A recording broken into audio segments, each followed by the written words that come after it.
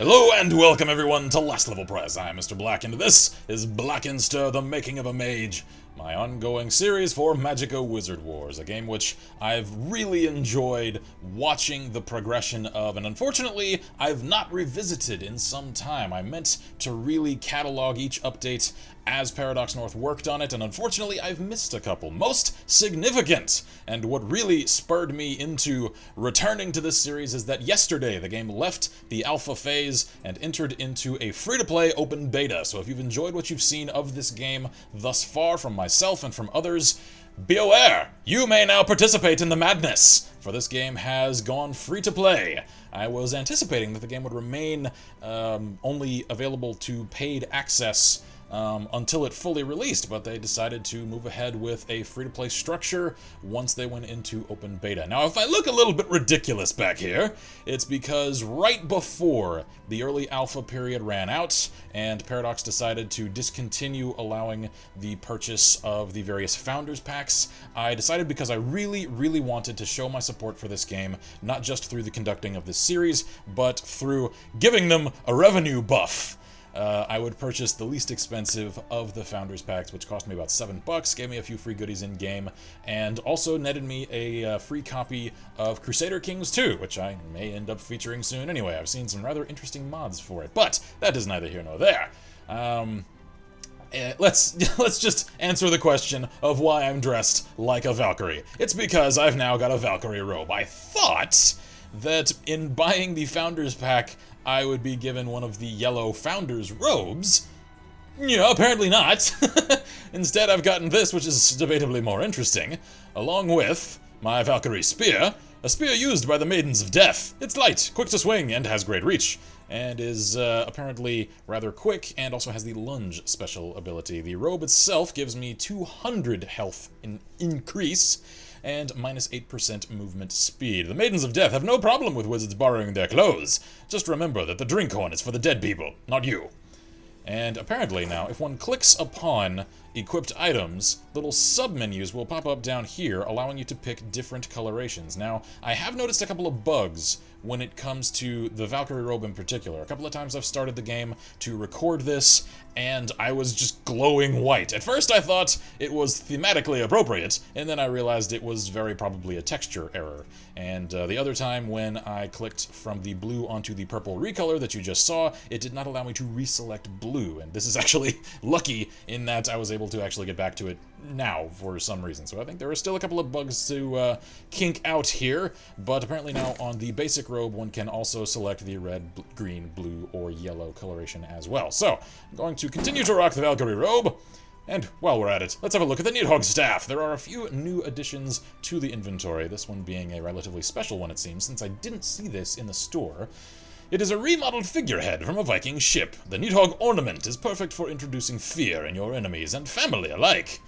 And it reduces my electrical magic by 15 points, but increases earth magic by 15 as well. So I am liking these new updates. I should also note that if you played this game before and haven't returned to it like I have, just before moving from alpha to beta, Paradox North did a total server wipe, and unless it's items that you paid real money for, or things like Founders Pack items, all of your experience and inventory has been reset.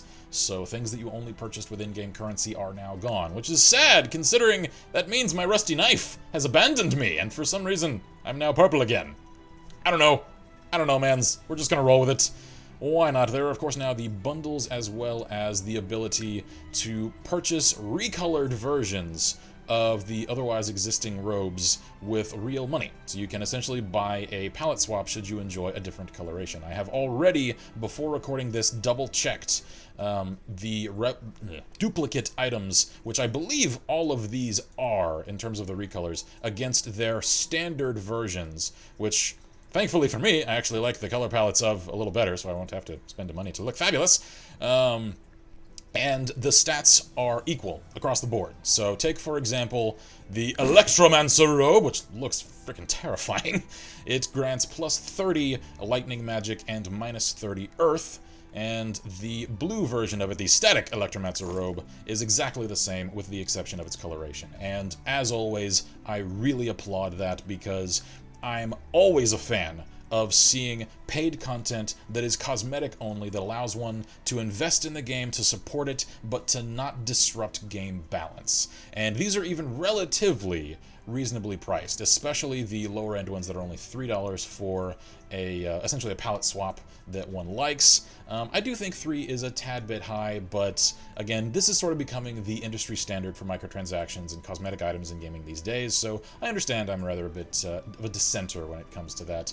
But some of these, I understand that these are more powerful items, yes, but $12 for a palette swap of, say, the Demon Wuja robe, which is $10, seems a bit excessive. That's going into Dota 2 territory, in which one can pay the same amount for literally one texture palette swap as one might also pay for full-on expansion DLCs for other games, and I'm not terribly fond of that. But rather than lingering upon that, I'll simply let that be known and move on to spotlight a few more of the new additions, because as the game has expanded, there have been some more customization options added. The old standbys are of course still here, including the ridiculous flipper robe, and my favorite, the Pyromaniac robe, which I never did get my hands on. I've now got a new goal.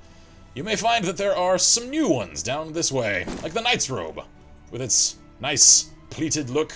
I actually really do like that, especially the gorget around the neck. I like that. Some of you may recognize the Wavebender's robe.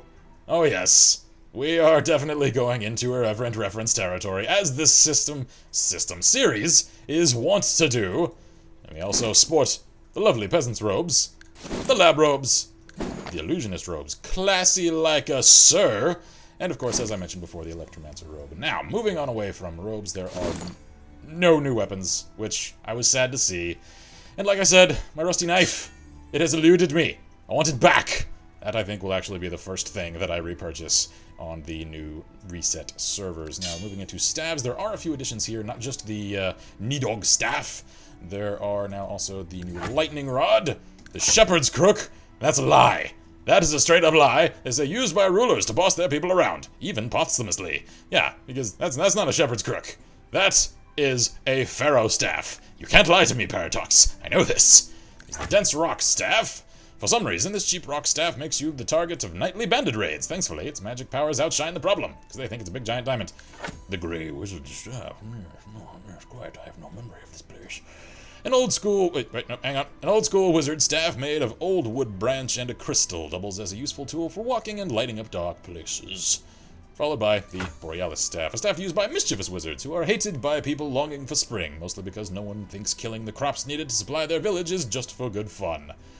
Oh yes, the irreverent humor is back with a vengeance. Now, if I didn't cover it before, since it has been quite a while since my last episode, I don't think I may have ever mentioned that there are now trinkets in the game, which unfortunately do not, I believe, appear cosmetically on a player, but they do take up a slot in the newly reorganized inventory, which essentially add little benefits to one's stats, like the rosary here. A necklace worn by traveling monks on a mission to Midgard. Weirdly enough, soon after arriving, they simply left, which grants plus 75 health and minus 3 movement speed. There are, of course, also the underpants of the undead. Simply wearing them makes you wish you were dead.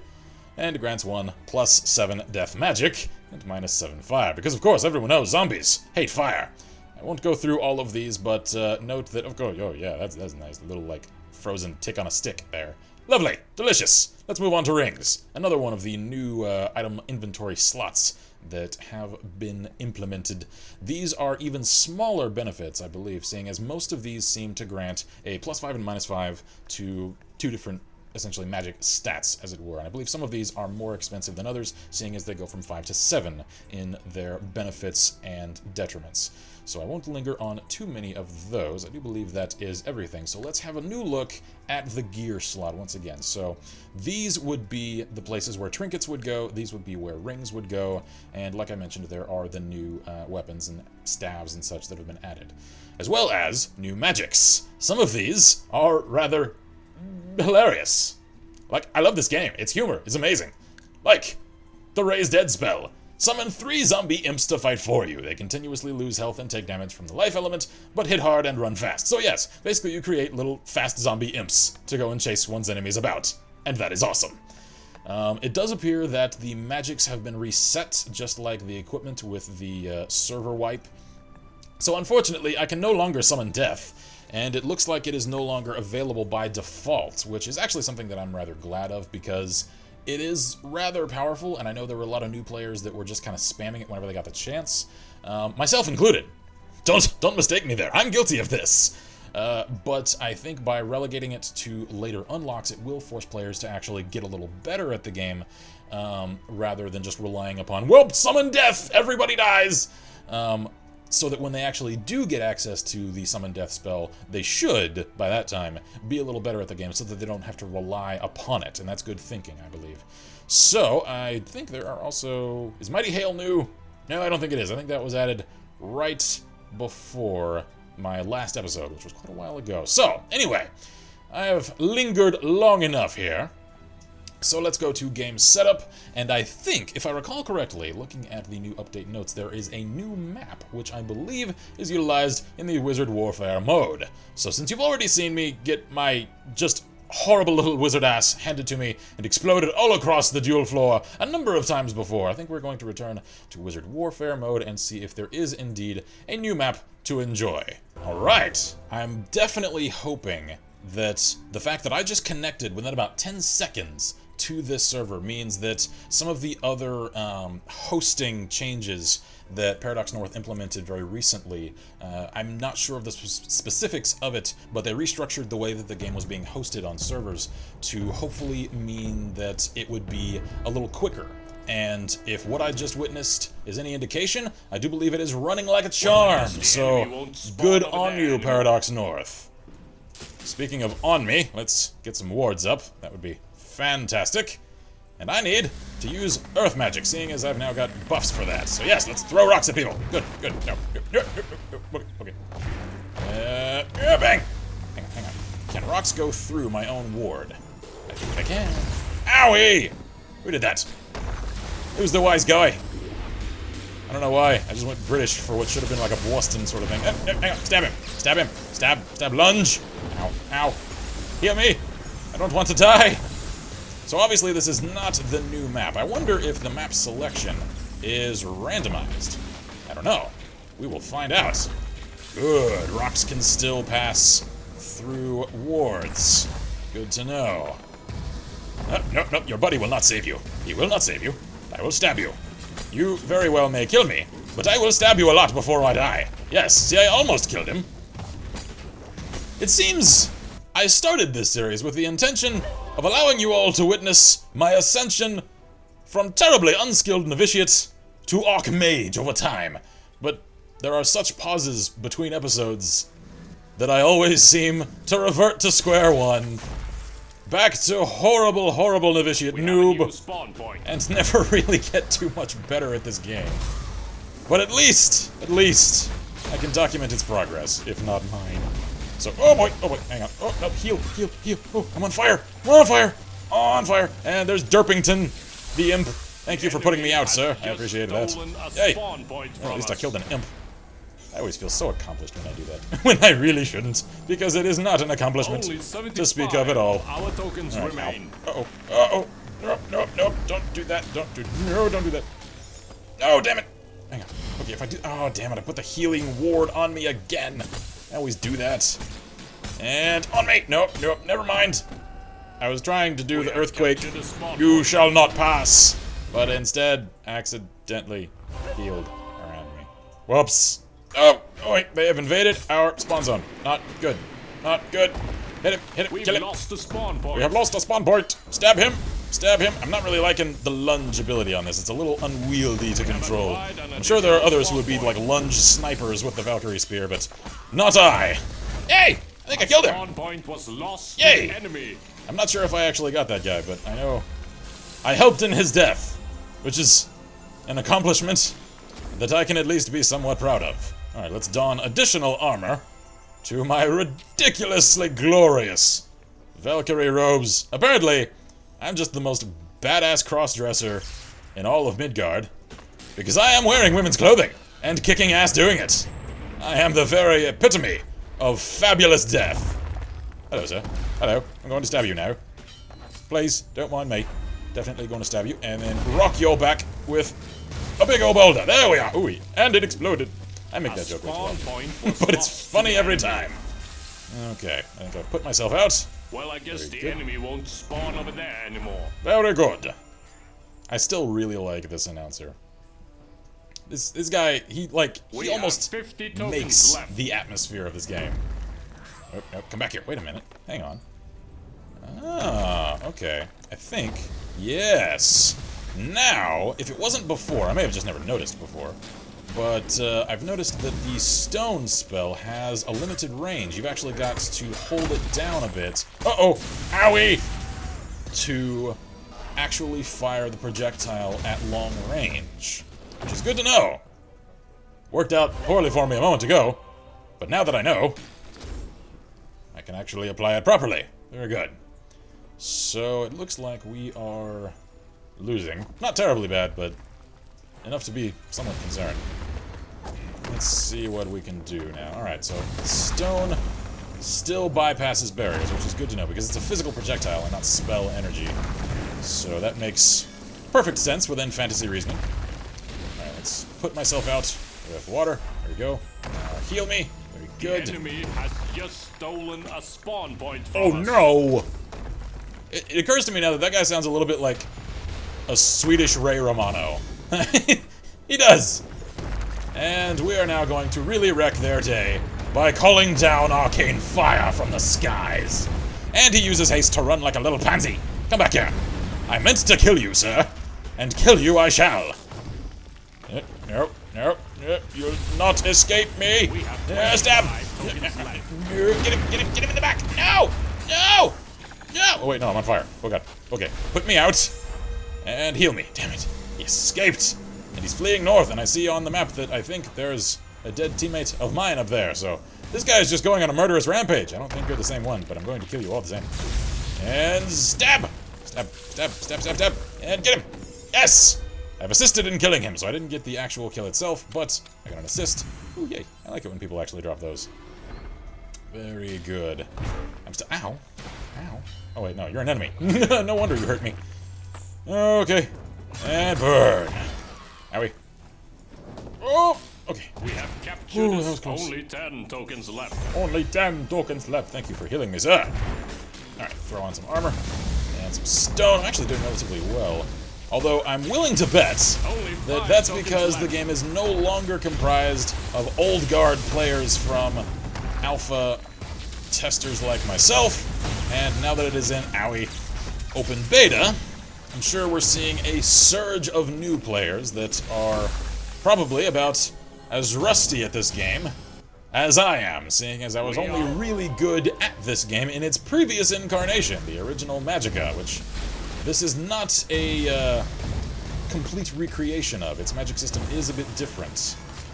And therefore, even if one has those old muscle memory skills, they won't necessarily serve you too well here. Alright, let's just... Oh, fall back! Oh no! Put myself out! Heal me! Shield! Okay, that actually worked. I think everybody's dead. Yeah, pretty much everybody's dead, except for this guy. So we're gonna kill him. No, I said we're going to kill him! Uh-oh, he brought a friend. Stab him! Stab! Owie! Oh, damn it! Defeated. No! Well, I was the last holdout. And... let's see, what was my kill to death ratio? I got 2 kills, 5 deaths, and 2 assists, 1 capture. Not terrible. I earned 541, so it's not too bad, I guess. Alright then, continue. What is the new reward system like? I know this was revised relatively recently, so I believe it was actually meant to make sure that you get comparable rewards to duels, where you're not necessarily going to be killing as many players as this mode, so this may not necessarily reflect the new rewards system as much as the ending of a duel round would. So now I've earned 338 crowns. Very good. I like the accrual rate of this game. It's relatively slow, but not so much that it feels like a grind. It just means that it's going to probably take a couple of days to earn whatever item you're after, but because they are permanent purchases, you don't have to worry about the whole, well, I've got to continue to play this game like a freaking mobile game every few hours to even have a prayer of retaining all of my good loot, like a lot of other games that use rental systems do. This doesn't do that. This is permanent purchases that, while they may take you a little while to earn, you then get to keep. Hopefully now permanently, seeing as I doubt, although Paradox, feel free to correct me, seeing as you have actually stumbled across this series before, which was incredibly flattering, and let me know whether or not at the end of the open beta there will be another server wipe. I'm sure I'm not the only one that would like to know that information. Of course, that may not necessarily be information that even the developers are aware of at this state, but should they know, I'm curious. And I think that will wrap this particular episode of Blackinster, the making of a mage. I shall endeavor to keep the delay between episodes a bit shorter between now and the next, because especially now that it is in open beta, I think there's going to be a much more dedicated player base, meaning that I won't be quite so discouraged getting myself annihilated by just professional level players all the time, which can be a little bit disheartening.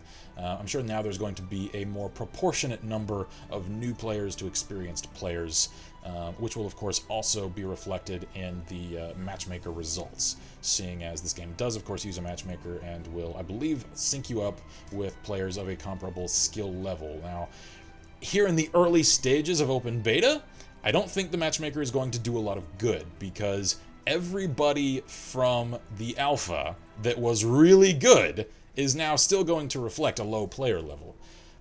Again, Paradox, feel free to correct me if I'm wrong here, and if you do have some internal means of propelling those other players that have experience even more than I forward, but I would think that it's probably going to take a few weeks for the matchmaker to really reflect where actual skill levels lie. Now, of course, with time, that will sort itself out already. But it's just something to be aware of for those who try this game out right now, since it is essentially rather new on the Steam Marketplace, seeing as it was not necessarily free to play before. I don't want you guys to feel discouraged should you come up against very stout challenges and immediately just assume that the matchmaker is broken, because, like I said, it's probably going to take some time for it to naturally balance itself out. But that, I believe, is everything as pertains to the new updates for Magical Wizard Wars. So I am Mr. Black, here at Last Level Press. Should I, at the exeunt of these episodes, address myself as Mr. Black, or should I be Blackinster? You know what, why the hell not? I'm Blackinster, and this is Last Level Press, and as always, I wish you all good wizardry and Godspeed.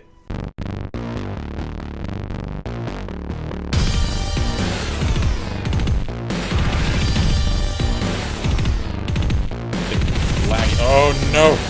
No! Stand it! I'll take you with me! I'll take you to the dry cleaners to get my blood out of your robe. That's where I'll take you.